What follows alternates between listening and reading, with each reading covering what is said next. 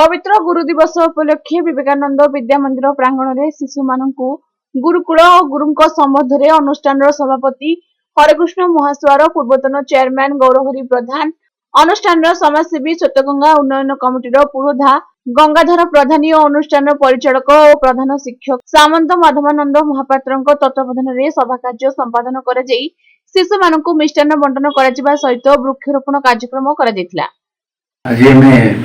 गुरु दिवस पिला मिष्टान बंटन कलु तसहित गुरु गुरु आश्रम बा गुरु अवदान समाज प्रति से पिला विशेष ज्ञान दिया तसहित अनुष्ठान सभापति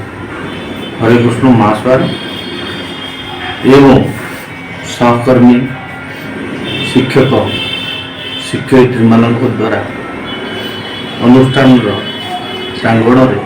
किछि वृक्ष रोपण कार्यक्रम करा जाय।